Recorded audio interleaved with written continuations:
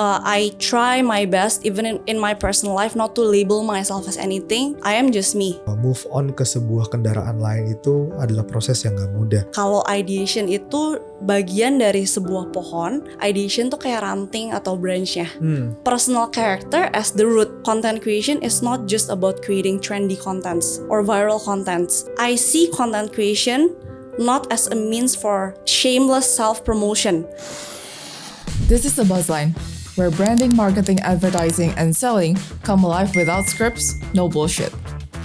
Built on Buzzle's first-hand experience as a strategic partner, each conversation draws a single line where every story holds meaning, and that meaning shapes a game-changing brand. Are you ready to buzz? Rolling! Jess, thank you so much. Thank you, Yas, for having me. Aku benar-benar senang banget bisa ngobrol sama Jess hari ini. Karena konten kamu kayaknya lately itu selalu muncul di FYP aku, Jess. Masa? Iya, bagus banget. Dan tapi sebelum ngebahas ke konten, aku pengen bahas dulu tentang your journey as a brand founder yang pasti belum lama ini mengambil keputusan yang it's a very tough decision to letting go your baby. Yep. Yang kamu udah bikin sendiri. Kamu sering jadi muse-nya juga. Pertama kali aku kenal seorang Jaslyn juga taunya dari your brand Things Untouched. Yep. Dan untuk nge-let go sebuah brand yang udah melekat ke kita sebagai label diri kita, I think it was not an easy decision. Definitely. Yang kamu ambil gitu. Aku pengen tahu how's the thought process behind letting go your baby. Thought prosesnya ya. Sebenarnya kalau misalnya ngomongin bisnis, thought prosesnya sebenarnya simple karena it wasn't providing enough cash flow for the business in a way that aku merasa usaha yang aku spend itu kayak nggak sepadan sama effortnya gitu. Dan proses letting go-nya sebenarnya tough banget ya, yes. Soalnya kayak it required me to shed my identity, my old identity. Selain itu juga, of course, it felt like I had to leap into the unknown. Dan kayak sebenarnya prosesnya juga tidak sebentar, mungkin sekitar setahunan ya aku kayak bener-bener kayak ruminating gitu. I talked to a lot of people about it, and basically asked for advice, and one of them was you. So thank you so much ya, udah mau ketemu aku waktu itu, inget kan? Okay. Nah, dan sebenarnya yang bikin aku akhirnya let go itu one of the people I sought counsel from, whom I'm very grateful for to this day, itu told me something very profound. Jadi ketika aku ketemu sama dia, dan dia juga founder of a beauty business, I showed him my numbers. And as a founder to founder itu kayak telanjang ya, basically. Tapi I really needed help, dan aku tahu bahwa I could only receive that help if I could be humble enough to ask for it gitu. So I told him gitu bahwa effort aku tuh berasa udah ngos-ngosan banget. I was running out of fuel dan rewardnya tuh gak sepadan sama effort aku. So aku bilang, I plan to do it with the least effort for the maximum rewards. Terus dia bilang ke aku gini, Jess, if you said whatever you said to me just now, that you want to make the least effort for the maximum reward, but in a marriage, would that be a healthy one? And that hit me hard, because I think that was the first time I truly realized that my heart was not in it anymore. Nah, terus he asked me a second question. Saat itu aku udah jadi content creator, tapi saat itu tuh follower aku sekitar 28k.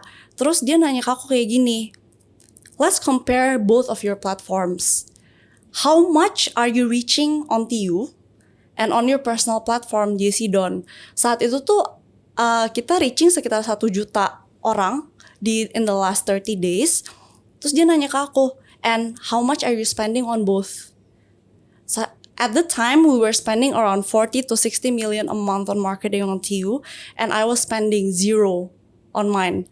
Terus dia bilang ke aku kayak gini, then what are you doing, Jess? You have these 2 platforms with 2 different audiences, di mana one of them itu a million people were viewing your page, some following you because they're interested in you for you, JC Don, and not for your brand gitu.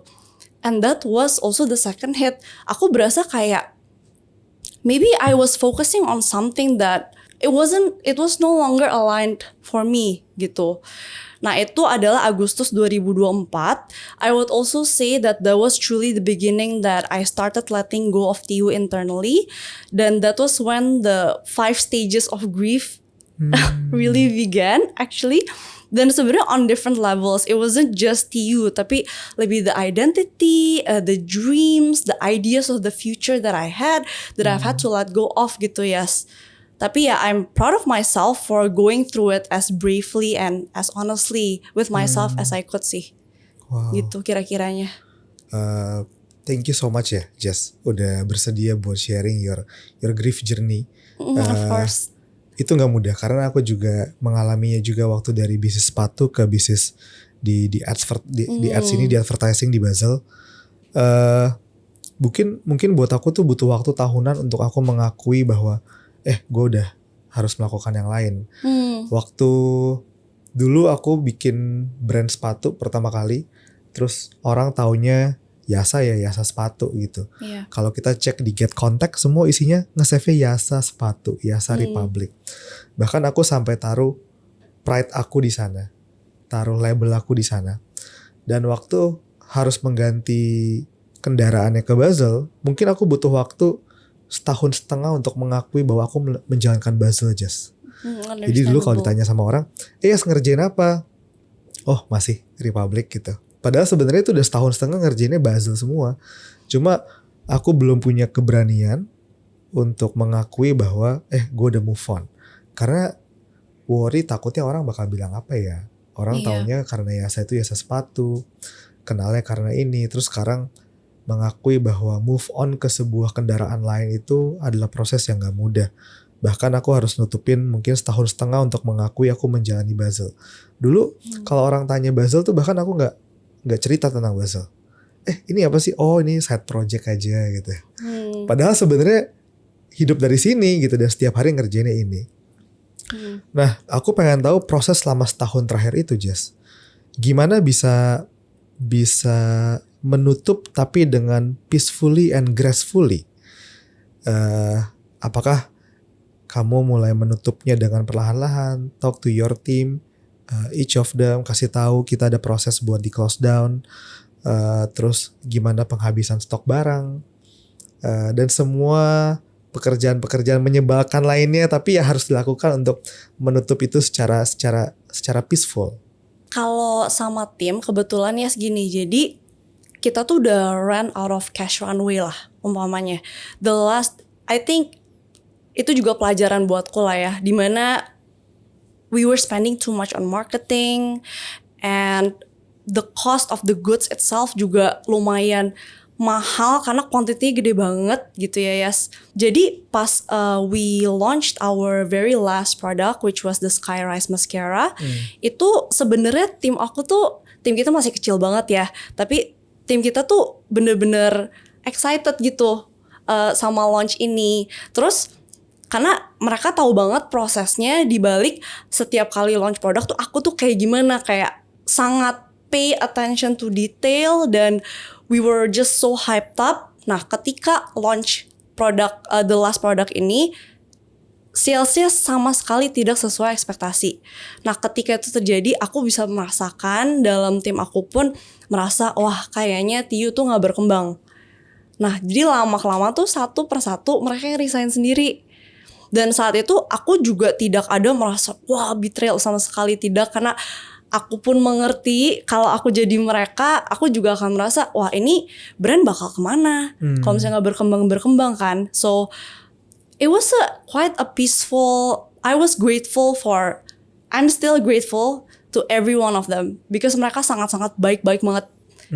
Kayak kita bener-bener partnya tuh baik-baik banget. Bahkan sampai sekarang pun, jadi misalnya graphic designer aku tuh bantuin suami aku gitu. Jadi masih sangat baik-baik banget. Jadi secara team members, I would say we talked it out secara sangat baik-baik. Tapi yang bagi aku lebih susah itu bukan di timnya. Kalau stok ya dengan diskon dan sebagainya. Yang paling susah bagi aku itu letting go of TU internally malahan. Dari identity ya. Iya, kayak bukannya aku sangat attached terhadap identity entrepreneur or whatever.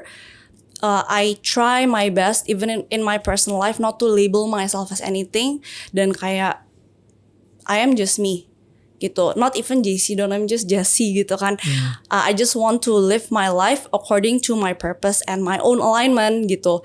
Tapi yang mungkin yang paling susah karena I was born in a family yang business. Jadi papaku tuh selalu sangat menjunjung tinggi pebisnis dan melakukan bisnis. Jadi aku kayak identity crisis gitu sih, yes. So if I don't have this business, if this business ended, I'm not good enough gitu. Rasanya kayak gitu. Dan aku tahu secara dalam sebenarnya itu nggak benar. Tapi it took a while dari pikiran yang aku tahu, of course I am not my business, of course I am not my job. But it took a while for me untuk merasakan itu dari kepala sampai masuk ke hati. Gitu, yes. Akhirnya gimana bisa proses titik baliknya akhirnya merilis itu gimana? Just bisa keluar dari cangkang atau mecahin bisulnya yang selama itu ada di kepala, awan-awannya itu untuk berpikir, ya gue siapa? Who am I? Apakah gue masih melekat dengan label yang lama atau gue udah siap untuk move on ke journey yang baru? That's a good question, and it's a complex one to put into words, I feel, karena the process for me felt like a roller coaster. Every day was a different day. Aku setiap hari journaling, I try to journal my feelings. Setiap hari I battled with this fear of uncertainty. Jadi throughout that process, kayaknya yang mecahin bisulnya ya, Yas. Aku sadar bahwa hidup itu memang gak pasti. Anicca banget. Hidup tuh gak pasti banget. Dan aku melihat itu in every stage of life. Kebetulan waktu itu aku ikut satu meditation retreat, Bali Usada namanya. Terus aku ngobrol sama teman-teman di situ. Dan mereka dari yang muda 20-an sampai yang udah berumur gitu. Ya mungkin umur 60-an. Yang umur 60-an ada yang battling with identity crisis setelah retirement. Yang mid age baru resign dari job. Sedangkan aku juga dalam transitional period. Di situ aku ngeliat mau umur berapapun kita tuh harus menghadapi ketidakpastian. Dan mungkin ketidakpastian adalah fakta kehidupan yang memang kita harus hadepin. Jadi takut tuh normal tapi jalanin aja gitu. Yes.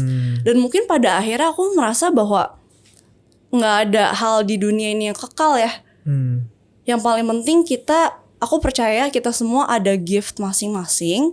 Dan yang penting kita menjalani hidup sesuai dengan gift yang kita punya.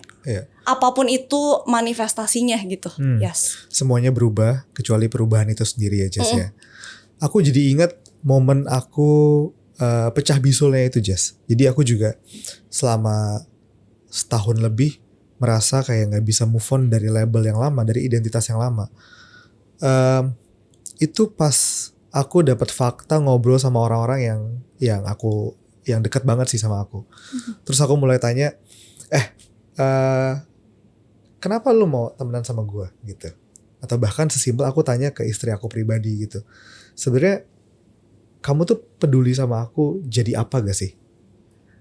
Lu nikah sama gue tuh karena Yasa adalah seorang entrepreneur dan entrepreneurnya di brand sepatu, atau married sama Yasa karena Yasa? Terus istri aku bilang gini, sebenarnya sih jujur aja lu mau jadi apa gue gak gitu peduli sih. Oh, unconditional love ya. Iya, lu kerja juga gue gak apa-apa. Lu gak kerja, lu jadi apa? Pengacara, jadi dokter juga, gue juga gak apa-apa gitu. Dia bilang yang penting uang bulanannya ada. yang penting uang bulanannya ada. Gue gak gitu peduli sebenarnya. Maksudnya yang penting kita hidup dengan layak, dengan cukup gitu. Terus aku coba ngobrol sama teman-teman aku dari kecil yang kenal aku tuh dari SMP, dari SMA. Dia bilang, Yas, kita tuh kenal sama lu dari lu masih berak di celana gitu. Dari Lucu lu masih naik angkot bareng. Jadi kita juga gak gitu peduli sih sebenarnya. Lu itu ngapain dan bakal ngerjain apa. Lu mau jadi profesi A kayak profesi B ya. Kita temenan karena lu adalah Yasa. Bukan karena lu Yasa, you are the CEO of this brand. Of that brand gitu. Dan itu akhirnya yang bikin bisulnya tuh pecah, Jas. Kayak itu kayak moment of realization. Oh ternyata yang gue lihat terhadap diri gue bahkan juga berbeda dengan apa yang orang lain lihat terhadap gue. Orang gak sebegitu pedulinya terhadap label gue ini, tapi justru gue yang menciptakan label ke diri gue sendiri dan terkunci di label itu gitu. So sejak saat itu I see myself, Yasa itu ya as a human being yang bisa ke kiri, bisa ke kanan, bisa melakukan apapun. Ya hari ini di Basel mungkin siapa tahu nanti Yasa jadi model ya guys ya. Nah jadi model atau jadi apa siapa tahu kan. Jadi itu sih just yang aku alamin. Can I add to that? Ya. For me juga when I see you, Yas, I don't see, aku ngeliat orang baik dan bijak aja sih. Bener nggak? Beneran, aku nggak ngelihat Yasa sebagai label entrepreneur. Maksudnya you're an amazing entrepreneur and leader obviously. Tapi aku ngelihat Yasa tuh baik. Mudah-mudahan aja sih. Mudah-mudahan. Oke. Tapi by the way Jess, ya aku lihat transisi kamu tuh kayak smooth banget ya. Mungkin kayak pas banget momentumnya ini dapat dan ngeklik di saat yang sama. So dari tahun lalu kamu bilang udah mulai rencanain untuk closing Things Untouched. Tapi juga di saat yang sama ada yang kamu lakukan nih melenting gitu, lompat ke atas, yaitu your content creation. Tiba-tiba kayaknya mungkin dulu aku pertama kali kenal Jessie Down itu mungkin masih di bawah 10.000 mungkin followersnya kali ya. 4.000 kayaknya. 4.000 gitu. Aku follow Jessie Down dan Jacuzzi. Aku melihatnya ya Jessie ini belum konten waktu itu, masih dengan post-postnya yang very poetic dan sangat estetik. Terus tiba-tiba kamu ngonten dengan sangat effortless. Si Jess tuh ngontennya cuma di depan ranjang guys. Di depan ranjang, nyender di ranjangnya. Ya gak sih Jess?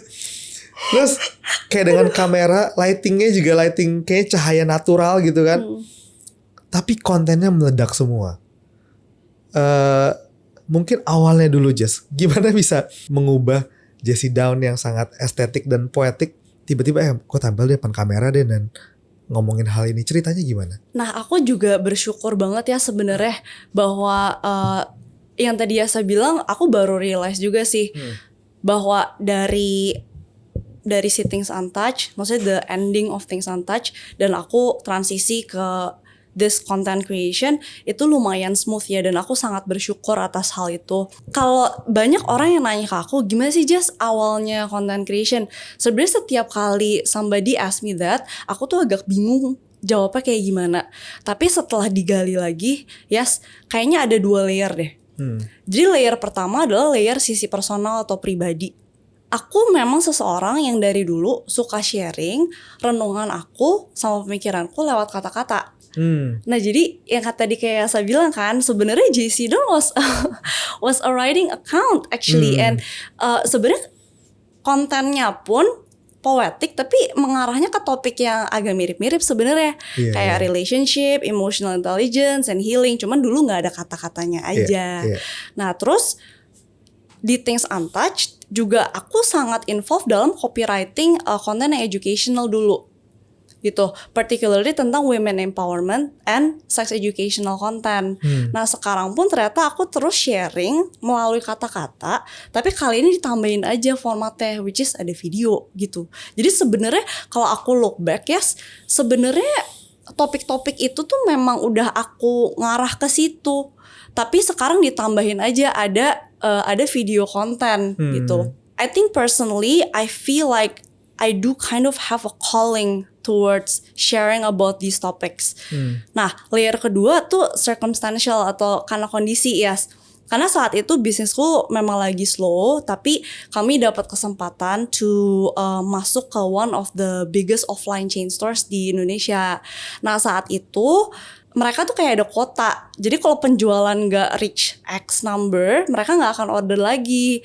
Jadi in an effort untuk menghemat, aku coba untuk bikin konten tentang produk aku di my personal account. That was the beginning of it all. Terus tiba-tiba orang-orang di sekitar aku kayak, just lu sekarang jadi bikin konten ya, terus lumayan banyak. Nah, I didn't think that people would notice, and somehow nggak tahu gimana, aku merasa kayak ada dorongan. Aku merasa maybe it's the universe's sign for me to just start.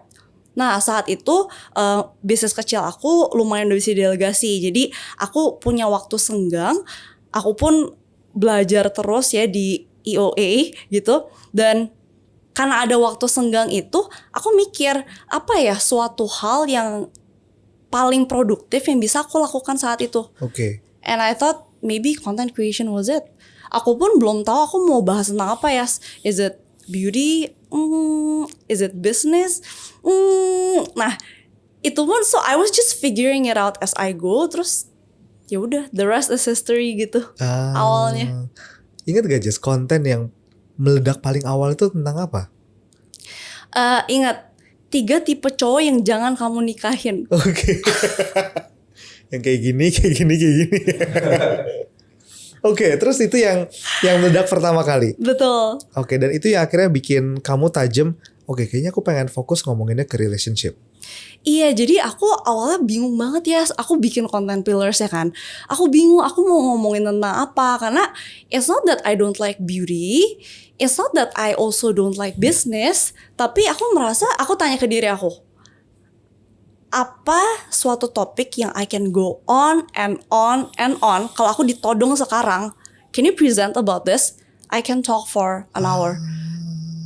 So aku baru kayak relationship gitu. Ya udah, aku mulai dari situ aja ya. Bahkan maksudnya konten pillar yang awal-awal tuh nggak terlalu evolve sendiri gitu akhirnya. Gitu. Oke. Nah, aku penasaran nih gini, Jess. Orang yang mungkin yang ngomongin konten topik soal relationship ini banyak. Tapi you do it very effortlessly. Kelihatannya tuh kayak kamu menghayati banget gitu. Kayak aku kadang suka lucu banget. Kok Ray juga sangat menghayati banget dengan konten ya. Kayak lucu deh. Jadi aku penasaran sih, the process behind untuk bikin konten ini, kamu apakah itu semua adalah reflection dari hubungan kamu? Kamu belajar course tertentu atau pelajaran tertentu, karena kan you are very into it banget. Kayak aku tahu kamu ngambil sound healing, terus juga kamu ambil banyak banget kelas-kelas meditasi gitu.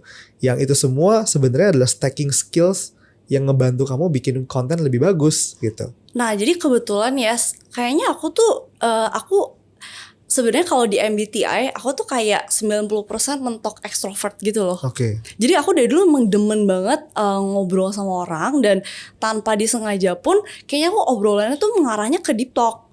Jadi dulu kayaknya sebelum sama Ray, when I used like to date, dia itu juga gak sampai pacaran, baru PDKT gitu loh.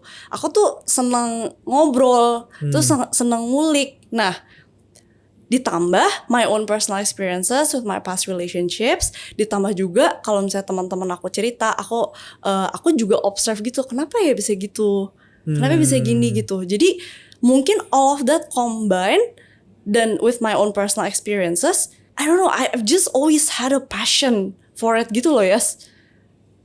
Bahkan sebelum aku jadi content creator, kayaknya itu waktu aku baru rilis buku puisi or something. Pokoknya itu bener-bener way before ada content creation and everything.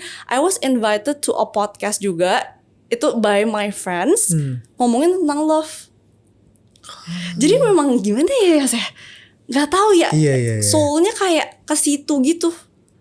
Bahkan puisi-puisi aku kan sebenarnya tentang saya filosofis juga sih. Ada tentang love, life and death gitu. Tapi love is definitely one of those topics gitu.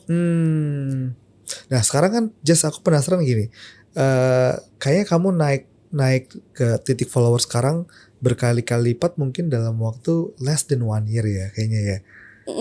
Nah apakah akhirnya sekarang kamu melakukan ini secara punya grand design yang panjang?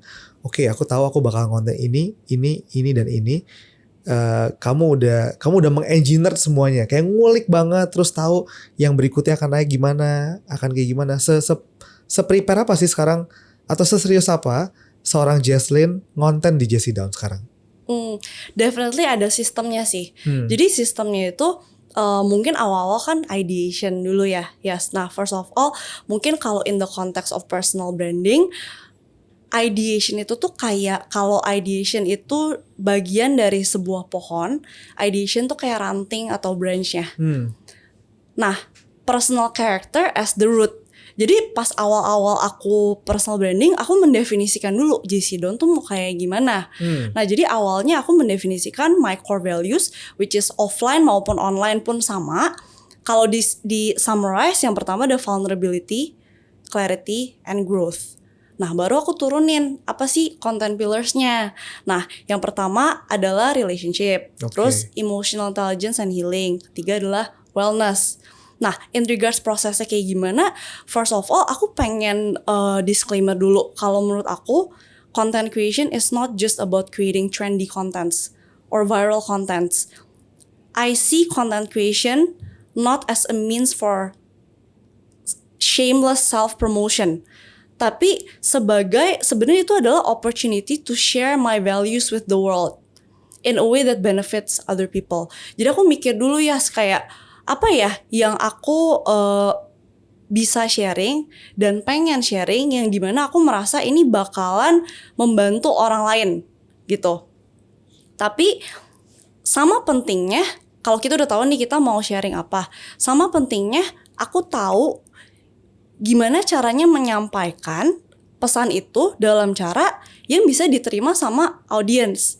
Nah, biasanya aku melakukan itu dengan melihat nih content creators yang talking about the same topics, itu mereka ngomongin apa sih? Terus topik-topik seputar hubungan atau trauma healing apa sih yang lagi resonate sama audience? Lalu angle atau hook kayak gimana sih yang bisa masuk ke audience Indonesian gitu. Karena sebenarnya secara naturally aku tuh bahasa aku tuh sebenarnya mix English and Indo. It's not easy for me to speak in full Indonesian. It's not easy gitu. Makanya prepare-nya aku pikirin dulu, oke, aku mau ngomongin ini, apa aja yang aku mau omongin. Pasti I will use, dulu mah gak ada ChatGPT ya. Sekarang ada ChatGPT. I use ChatGPT untuk gimana ya translate ini ke Indonesian yang dimana orang-orang bisa menerimanya gitu ya. Nah, setelah aku tahu nih aku mau ngomongin apa, aku finalisasi topicsnya, tapi itu harus sesuai dengan pengalaman pribadi aku dan align sama insights yang memang aku lagi pengen share di saat itu. Jadi kalau aku bisa summarize in 3 steps, yang pertama adalah I try to know myself. What are the things that I actually want to share gitu kan? Itu I know myself. Yang kedua adalah know my audience, which is I want to reach as many audience as I can, which is kalau mau reach as many audience as I can, aku percaya di topik ini kayaknya aku mau pakai bahasa Indonesia. Nah, so I know my audience. Ketiga, know how to deliver it to them gitu. So that's my process. Aku pengen bahas yang ketiga, Jess, tentang how you deliver the content to the audience. Kamu punya formula yang selalu kamu pakai gak sih, Jess? Konten aku tuh pokoknya harus hooknya begini, 3 detik pertama ngapain, di tengahnya harus ada apa, endingnya call to action apa. Aku pengen tahu formula apa yang kamu pakai untuk bikin konten kamu. Yang kalau kamu lihat skripnya, aduh ini belum gue banget, gue harusnya tambahin ini sama ini lagi. Kayaknya kalau hook tuh aku biasa ngelihat dari SEO. SEO? Iya. Jadi aku biasa search di TikTok. Misalnya tentang, let's say, tentang gimana caranya set batasan atau boundaries. Ini biasanya angle hook yang kayak gimana sih? Yang FYP. Gitu. Jadi aku biasa ngeliatnya dari situ, misalnya, pakai kata-kata, jangan lakukan ini, kayak ada yang kayak gitu-gitu ya. Jadi aku dapat sense-nya, yang kayak gini, yang naik gitu. Dan sama pentingnya adalah nggak cuma dari copywriting kan, tapi dari visualnya juga. Jadi aku juga mempelajari, awal-awal kan kalau misalnya aku ngeliat konten-konten orang, awal-awal harus ada keyframe ya. Maksudnya kayak ada yang zoom in, terus suka ada visual hook. Visual hook tuh ada apa aja sih gitu. Jadi aku juga lihat gimana ya the first 3 seconds yang ngehook tuh kayak gimana, terus ya udah eksperimen aja basically. Tapi Jess kayaknya konten kamu dari awal sampai sekarang sengaja dibikin se-raw itu aja ya Jess ya? Iya. Iya gak sih? Kayaknya raw-nya itu effortless tapi ya bagus juga gitu. Kamu nggak kayaknya kalau dibikin lebih proper malah jadi kayak agak kaku, nggak jadi Jessie Down lagi. Iya, kalau aku merasanya karena aku merasa kalau times kan change, yes. Karena aku kan di brand, aku juga involve banget di konten kan. Nah pada saat itu pas kayaknya tahun 2020-an yang estetik tuh naik tuh. Iya kan? Betul. Terus lama-kelamaan udah kayak setelah COVID gitu, orang lebih suka yang raw. Dan aku merasa kayaknya orang-orang sekarang lagi lebih sukanya yang lebih raw deh. Gitu. Dan kebetulan karena topik aku kan hubungan. Jadi kan personal ya Yas ya. Jadi aku malahan pengennya memang agak sedikit lebih raw dibanding yang terlalu estetik. Gitu. Oke. Aku jadi penasaran gini Jess. Kan waktu TU masih mau di plan buat tutup. Jadi belum official tutup. Kan kamu juga konten udah naik nih Jess. Udah banyak konten kamu yang naik di Jessie Down. Itu ada implikasi bantu penjualannya TU gak sih Jess? As far as sales was concerned, there was no impact. Karena kamu juga nggak pernah jualin langsung ke produknya juga ya? Jadi waktu awal-awal tuh aku masih kayak suka soft selling. Iya sambil sambil pasang sih yang di mata itu? Iya eyeliner stem. Aku masih suka soft selling gitu. Tapi lama-kelamaan aku merasa gini sih ya, karena aku masih building banget kan. Bahkan sampai sekarang pun aku masih micro creator. Aku nggak mau in a way bikin audience aku jadi nggak terasa sama aku. Isinya jualan semua gitu maksudnya? Iya, isinya jualan semua. Sedangkan aku melakukan content creation ini, I would say it's part of my ikigai. Aku nggak mau ini jadi aku mesti jualan banget produk aku di sini gitu. Tapi I did try with the soft selling and stuff, tapi nggak terlalu ada impact ya so far. Dan menurut aku dari analisa aku sendiri, it's because the two platforms have two different audiences, two different niche. Ya, kalau menurut aku ya, yang satu ngomongin tentang hubungan, EQ, healing, yang satu ngomongin tentang beauty. Jadi dua audiensnya udah beda. Aku pernah baca di bukunya Theo Derek, From Zero to Survive, ketika branding perusahaan dan branding personal ketemu di satu titik, itu yang disebut persona. Dan persona lah yang bikin audiens terhubung sama kamu. Nah, menurut aku, Jessie Dawn and Things Untouched are two different personas gitu. Jadinya pecah. Menurut aku itu kenapa there was not really an impact on sales. Tapi nggak bisa dibikin beririsan ya Jess ya. Misalnya aku berpikir I assume Jessie Dawn itu audiensnya cewek semua gak Jess? No. Enggak ya? Aku pikir kayak majority itu pasti cewek, terus bisa di convert juga, giring juga ke jualan beauty products. Gak gitu ya? Surprisingly enggak ya. Aku juga surprised. Jadi audiensku tuh 60% cewek, 40% cowok. Ih banyak banget. Iya lumayan Cowoknya banyak. banyak banget. Lumayan banyak yes. Oke. Kok bisa ya? Berarti banyak banget ya cowok yang. Tapi aku jadi gini deh. Aku jadi ingat dulu zaman aku kuliah. Apapun SMA bahkan. Waktu aku SMA. Itu tuh ada satu. Ini cowok-cowok tahu gak ya? Waktu dulu aku SMA tuh ada satu. Bukan platform ya. Kayak website. Isinya itu belajar cinta buat cowok. Namanya Hitman System. Ada namanya Hitman System. Terus sekarang dia tuh kayak evolve namanya Kelas Cinta. Oh tahu. Iya dan itu tuh marketnya cowok-cowok loh. Cowok-cowok banyak banget gitu. Dan jadi tapi aku nggak nyangka kalau ternyata di kamu pun audiens cowoknya lumayan besar Jess. Surprisingly sih ya. Terus kayak nggak 1-2 cowok yang bilang thank you ya buat kontennya. Aku jadi lebih ngerti how girls think. Things like that. Terus aku kan juga suka ngomongin tentang misalnya aku pernah baru post satu konten tentang tanda-tanda ketika inner child cowok kamu tuh belum sembuh gitu. Terus surprisingly banyak cowok-cowok yang nge-DM aku jadinya. Tapi malu buat komen gitu. kayak aku mengalami ini semua, gimana ya Ci caranya, tapi aku malu buat ngomong langsung kayak gitu. Tapi aku bisa masuk akal Jess. Aku jadi mikir gini, kenapa aku bisa enjoy juga kontennya Jessie, bukan cuma karena aku udah follow Jessie-nya aja, tapi aku melihat ada perspektif berbeda yang aku bisa lihat dibandingkan account-account cinta-cinta lainnya, terutama yang cowok. Kalau account-account cinta yang cowok, itu tuh fokus kontennya itu adalah cara ngedate sama cewek. Cara gue bisa 7 menit bisa impress si cewek gitu. Gimana caranya gue bisa gak jomblo dalam waktu 3 bulan.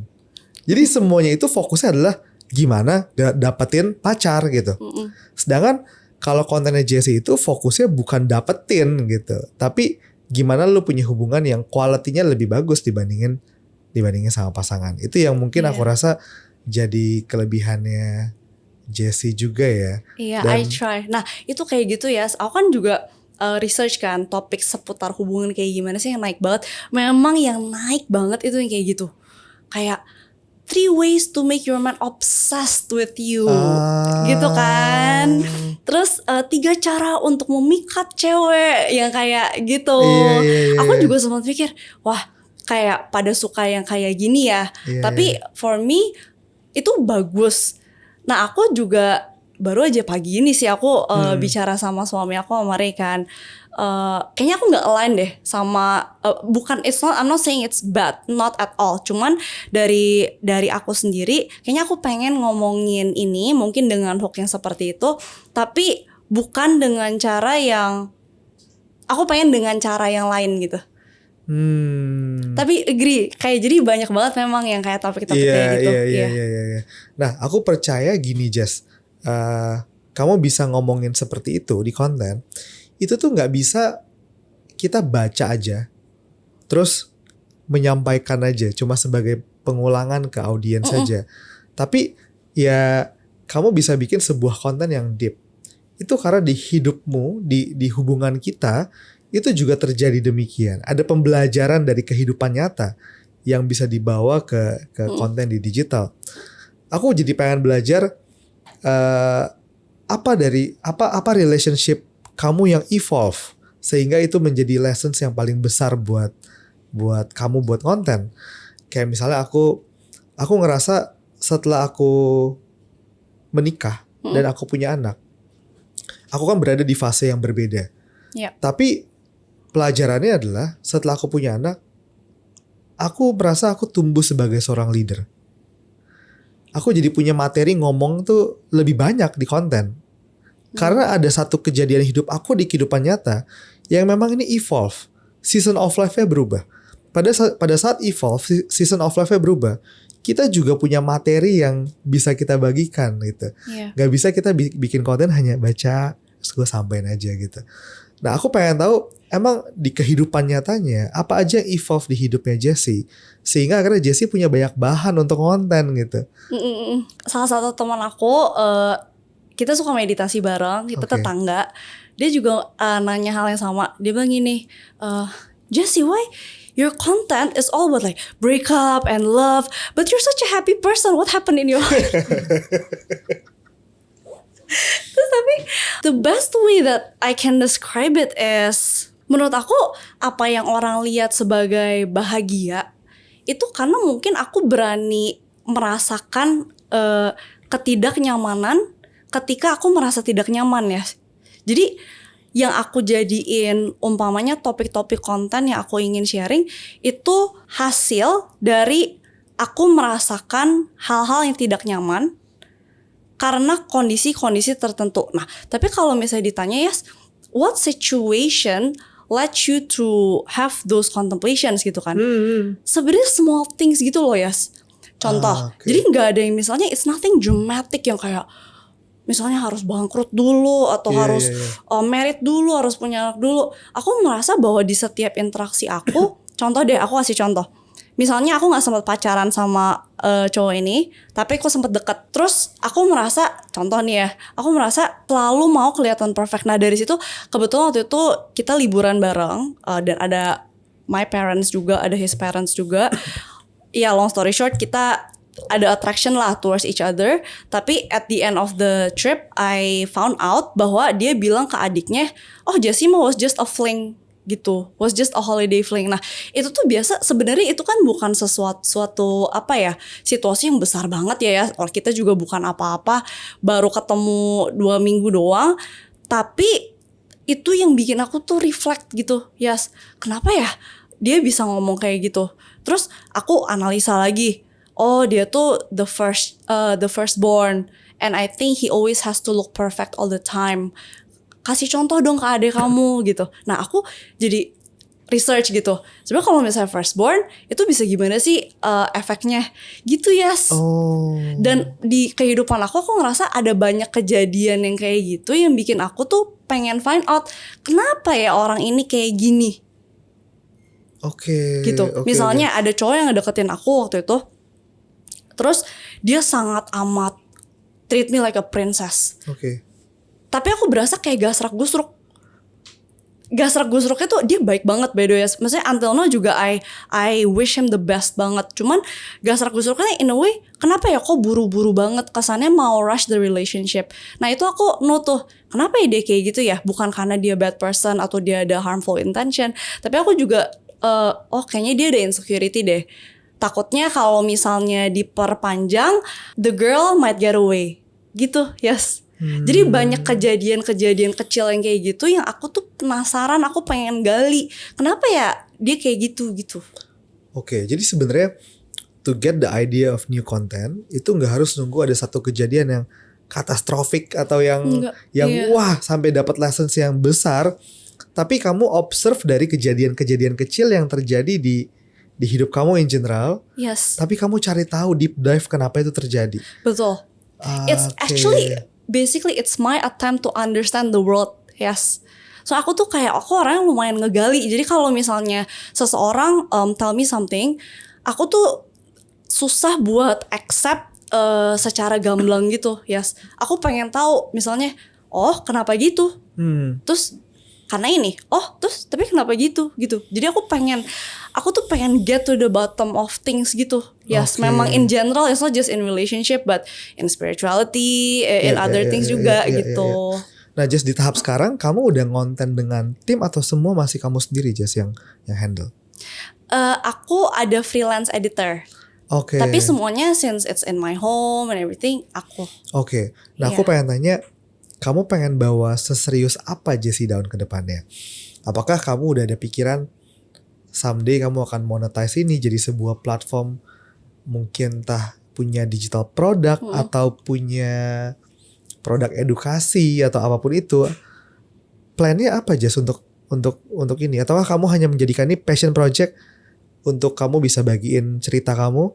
Atau ini kamu bakal jadi your full time job as a content creator? I guess I see content creation not as a side job. Tapi if I say full-time job juga enggak. Jadi aku tuh I'm treating it as a real path karena not just for the monetary benefit, as a door to future long-term opportunities which aligns with me juga gitu. Dan karena itu juga aku mulai masuk ke medium yang lebih dalam. Yes, which is aku ada podcast juga, Conversations with JC, dan seputar topik-topik yang sama juga. Kalau misalnya ditanya nextnya mau gimana itu ya, yes, jujur aku aja sekarang menurut aku masih have a long way to go sih as a content creator and as a podcast host. Jadi itu yang aku pengen tekunin dulu. Iya. Tapi aku penasaran Jess, di titik sekarang itu udah dapetin hasilnya dalam in terms of monetary benefit gak sih Jess? Atau kamu udah dapat brand deals atau orang tap in produk di sekarang tuh udah dapet belum? Kayaknya aku mulai dapat brand deals itu setelah sekitar 5 bulan konsisten konten. Di followers berapa tuh Jess akhirnya udah mulai dapat brand deals? Lupa banget ya. Kayaknya sekitar 30 deh. Atau nggak nyampe kayaknya, mungkin 27, pokoknya yang kayak di situ-situ deh. Dan itu pun aku juga kayak belajar gimana ya memfilter sebenarnya produk-produk kayak gimana aku pengen review gitu, karena kan in terms of personal branding kita pengen hal-hal apa yang attach ke kita kan. gitu. Oke, aku penasaran gini Jess, banyak orang itu sekarang dia brand owner dan sekarang itu justru lagi beralih untuk jadi content creator karena mereka pengen jadi content creator at least buat produk yang mereka sendiri gitu. Terus journey-nya Jess juga mirip seperti itu. Iya.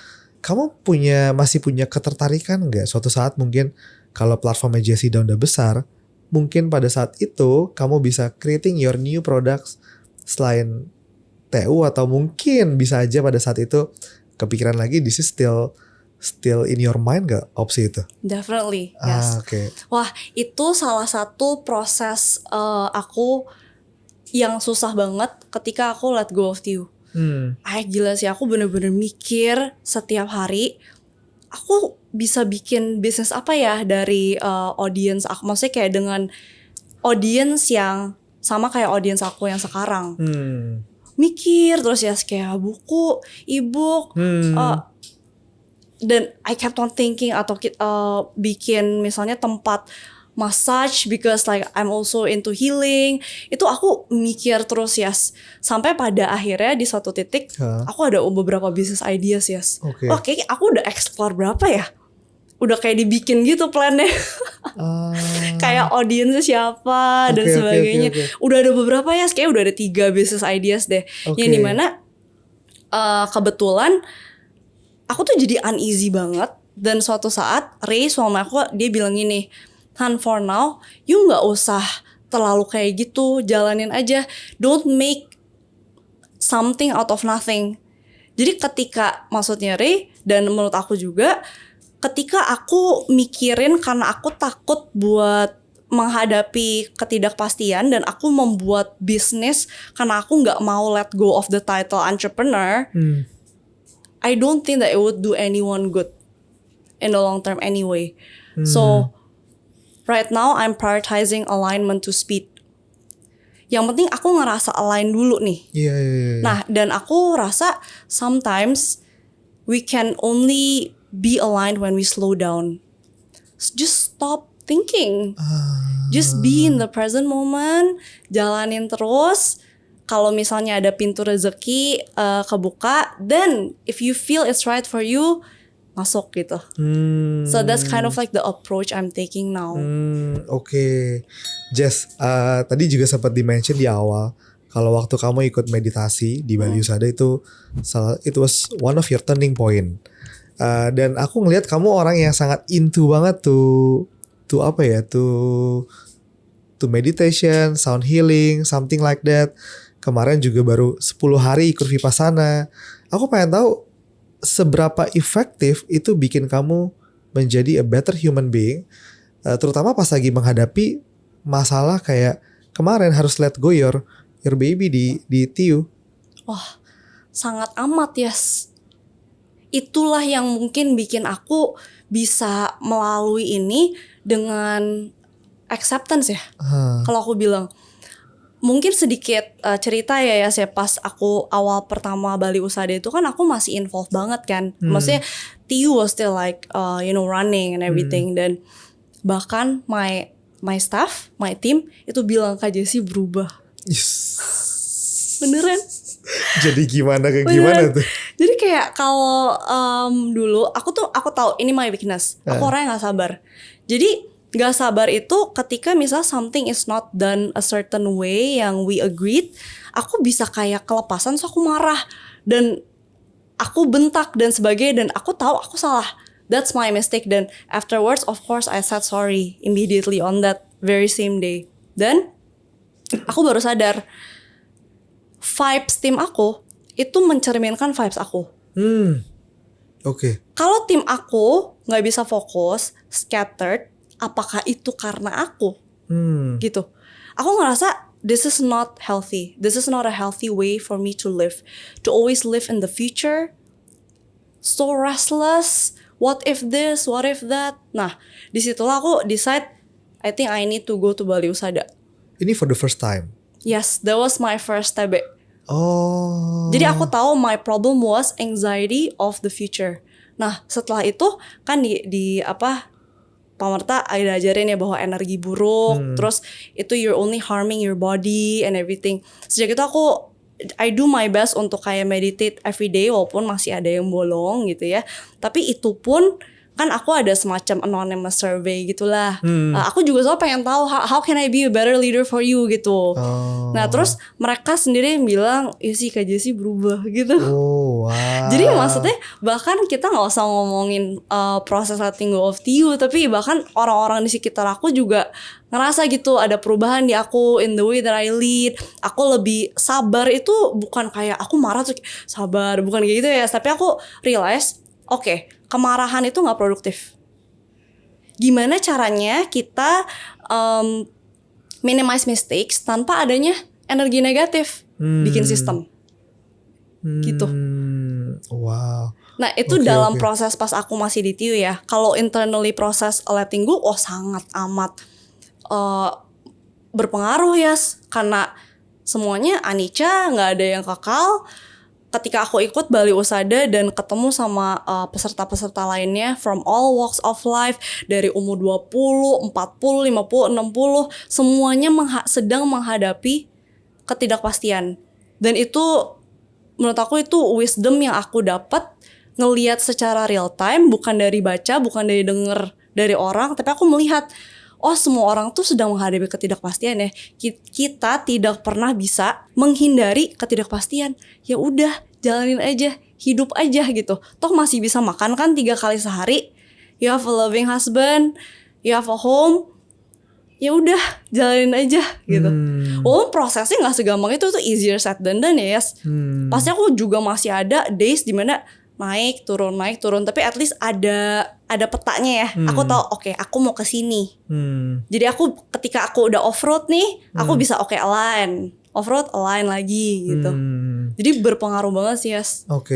Just kalau kamu nanti satu saat ngebangun brand lagi berikutnya, entah ini mulai lagi TIU atau with another brand, what would you do differently from your history di TIU yang kamu pelajarin dan kamu ngerasa aku akan ngelakuin ini dengan hal yang berbeda? Apa perbedaannya? Start small. Jangan gegabah spend too much in the beginning. Atur cash flow dengan sebaik-baiknya. Dan menurut aku a good business, aku pernah denger webinarnya siapa gitu bilang a good business has to be able to run without a lot of marketing budget on its side, karena just simply because the product or the service works. Itu sih. Wow. That's what I would do. Like if I were to pick a certain product or certain service, it has to be able to run without so much marketing and branding budget just because the product works gitu. Itu sih. That's what I would do differently. And aku merasa bahwa karena aku ada platform JC Don ini, it has to align with my audience. Aku harus leverage whatever resources I have now. Aku nggak bakalan bikin misalnya tiba-tiba JC bikin bakso gitu. Kan nggak relate banget ya. Aku juga kebayang sih.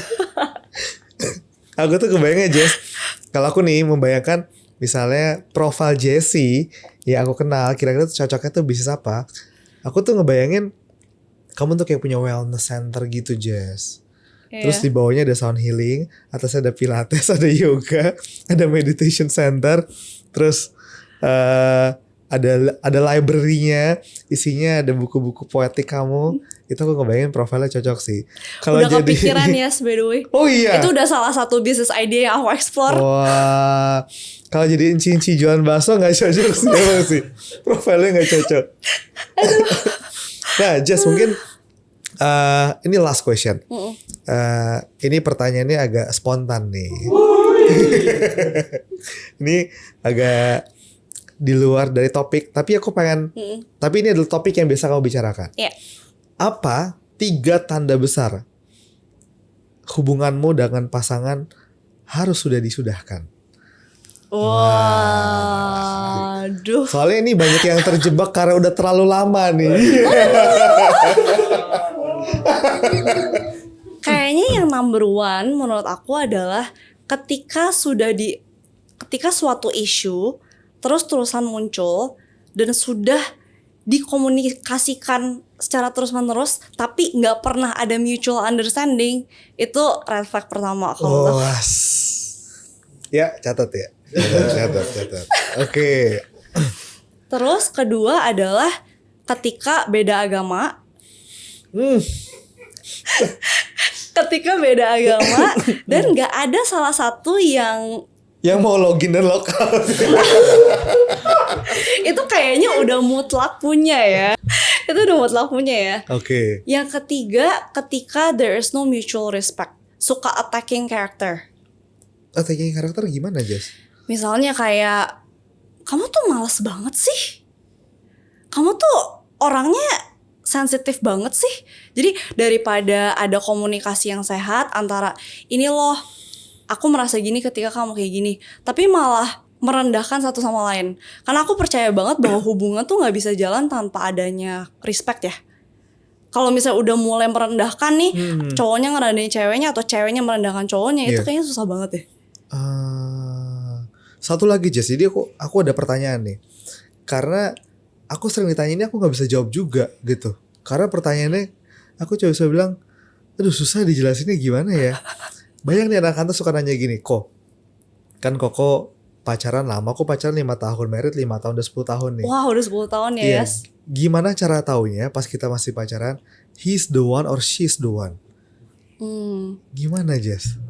Bagi aku itu gampang. Oke, nah ini gimana nih? Karena aku kalau sama Ray, aku merasa bahwa aku bebas. Oh. Aku bebas untuk menjadi diri sendiri. Gak ada, maksudnya it's not about the big moments. It's not about misalnya wah date di hotel mewah atau nggak ke luar negeri bareng. Nggak ada. It's just as simple as spending time together, talking about silly things, talking about nothing, dan aku ngerasa happy. Udah itu aja. Sesimpel itu. Pada saat kita comfortable with each other, tanpa dengan kondisi eksternal yang menopang itu, kita bisa tetap comfort satu sama lain. Dan ketika kita bisa menjadi diri sendiri tuh nggak cuman dari segi kita bisa have fun bareng, tapi ketika kita punya masalah internal, misalnya kita nggak ngerasa kayak ketika kita ngomongin tentang isu kita and how we feel, dan ketika kita vulnerable, kita nggak ngerasa bahwa kita takut dijudge. Itu sih. Jadi bebas untuk menjadi diri sendiri ketika kita senang dan juga ketika kita lagi sedih. Itu sih menurut aku. Oke. Dan aku merasa ini nggak cuma di partnership ya, menurut aku. Ini di friendship juga sih. I feel it applies, it's the same application gitu. Maksudnya pada saat kita punya teman dan nyamannya pun juga dengan kondisi itu, artinya he or she is the one yang kita memang cocok jadi best friend-nya kita.